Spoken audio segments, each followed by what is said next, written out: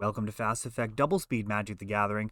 And here, the marquees are totally incorrect. Breton's actually on the other side of the table with a Turbo Dragon build, and Henri is actually not playing Reanimator. It is more of a mono black control situation. Leading out with a Thoughtseize. All sorts of goodies there, including the new Archon of Cruelty, which is a pretty solid answer to Delver. Out. Walking Ballista playmat. Weaponry.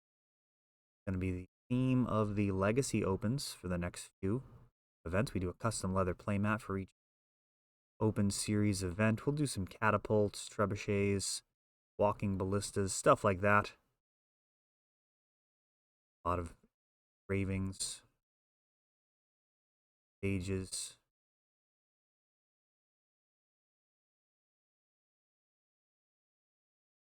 Unmask being fired back in the other direction. Both players taking shots at each other's hands with not too much of a board presence as of yet. Versus Saga.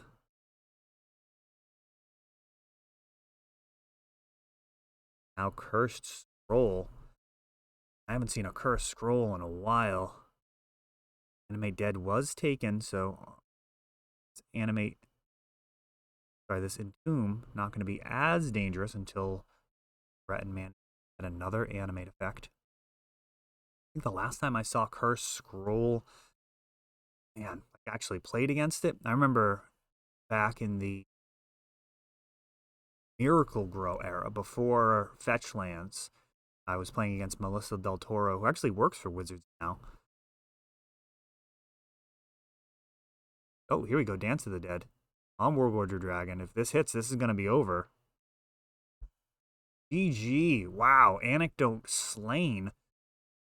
Try and get to it during the shuffling here. Piranha Marsh entering the battlefield repeatedly, draining Henri of all of his life.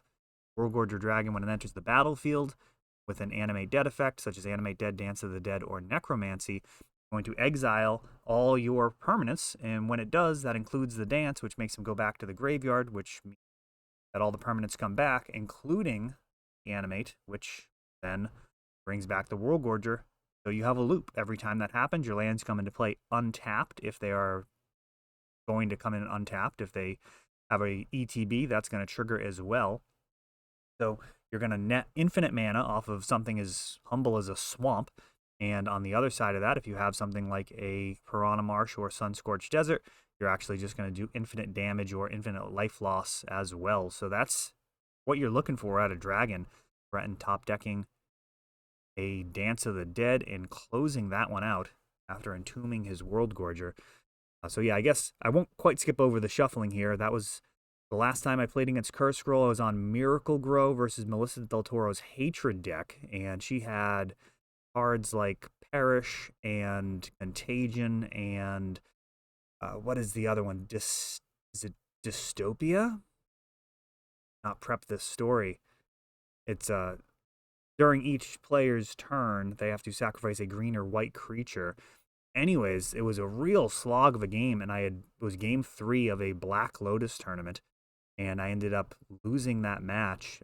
Winter Orb was sideboarded out for me, as you know, Hatred can kill you on turn 2. It's typically not the most amazing card, but as it turns out, it would have been exactly what was necessary to set off the Cursed Scrolls, as that is not going to work. You're not going to be able to empty your hand and continually use Cursed Scroll. I died to that card. I was able to keep the other creatures off the board, but yeah, that was ultimately, I believe it was a pair of Cursed Scrolls doing 4 damage a turn for the course of like 5 turns. And that was it. So disappointing loss. I still remember the store owner. Like, I was pretty disappointed after losing in the finals of a Lotus tournament. And the store owner was like, came over and he's like, hey, I can't believe you let some person that doesn't even play here regularly win that tournament. Like, I was just like, wow, like blown out of the water.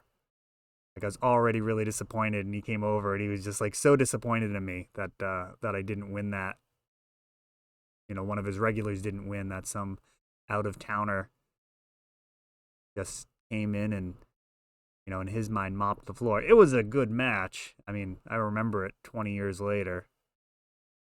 It was definitely a lesson. Always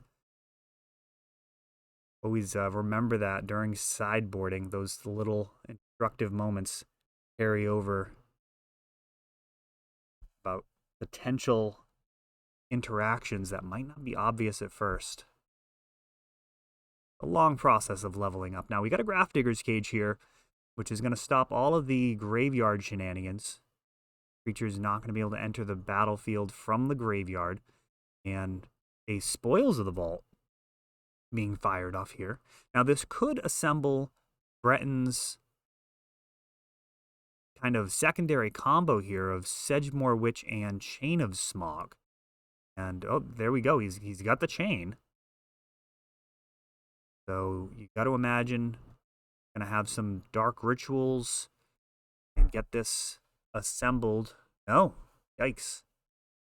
I don't love spoils there without having the mana to proceed. Really don't enjoy that. That spoils could have been used to grab, for example, a dark ritual or another mana source, if in fact he does draw the Chain of Smog. You have another one? I think he drew Chain of Smog for a turn. And that is hurtful. These Urza Saga is just going to start to do work, making constructs. And from the look of it, unless Breton top decks some fast mana, it's going to be over in short order.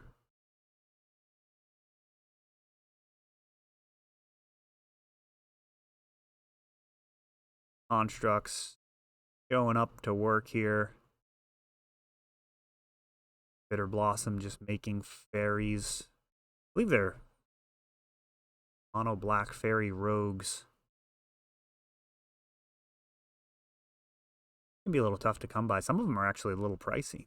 We got a Necrogen Spellbomb? Nile Spellbomb. Necrogen's the one that makes your opponent discard a card. Which is actually really sick for a short while in Mirrodin Draft. A Nim deck that you could draft with all of the spell bombs. And I forget how low you could go on land. It was like at least 14. It might have been even less. It might have been like a 10 land deck. But you just ran all the spell bombs. And you were just getting any type of Nims that you could. Pretty wild deck. Flagworm Armor was pretty good for it. You had to hate draft Viridian Longbow.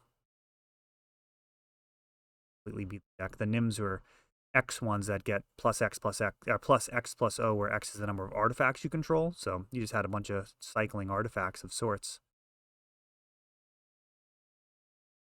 For about a 3-month period back when Mirrodin first came out, that was a thing that you could sometimes do in draft. Yeah, there we go. Moving on to the next game. That was not much of a game there, unfortunately. Stuck on one land. Probably not a keepable hand. Goes that badly. Usually there were mistakes made. But Dragon's going to have the play in Game 3, and it can potentially end it on the first turn. We'll see what type of hands are kept here. Both players considering their hands. Looks like Breton's good. Got a couple of lands.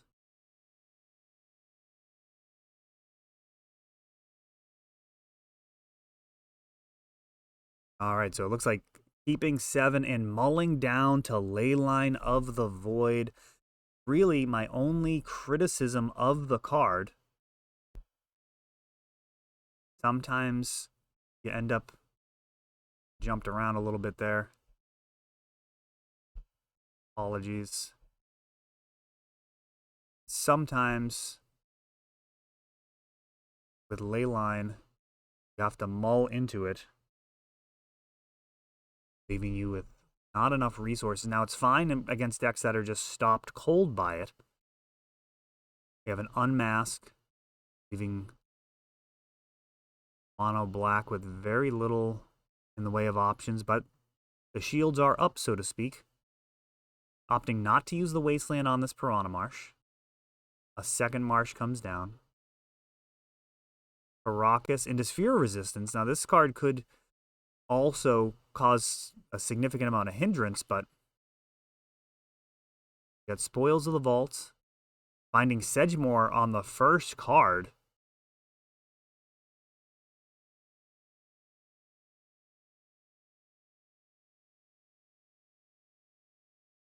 Sedgemoor Witch. Could cost one more mana there because of the sphere. Now, we got Grief, which again should cost one more. But this is going to completely clear the way if there's a Chain of Smog.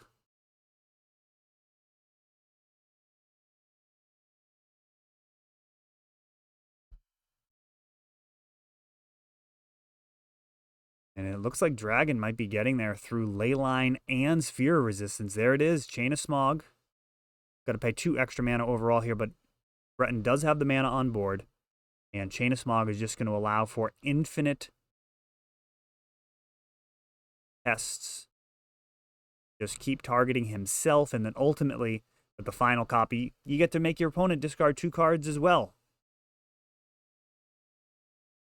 So, gonna go for about 1 billion pest tokens, thanks to Sedgemoor Witch.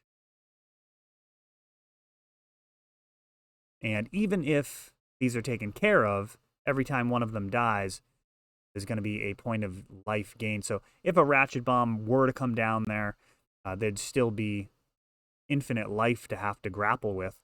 And, I mean, that's a transformation right there. As far as sideboard goes, your opponent lands Leyline and has a Sphere Resistance, and you still go infinite anyways. This Dragon deck, definitely something to be contended with.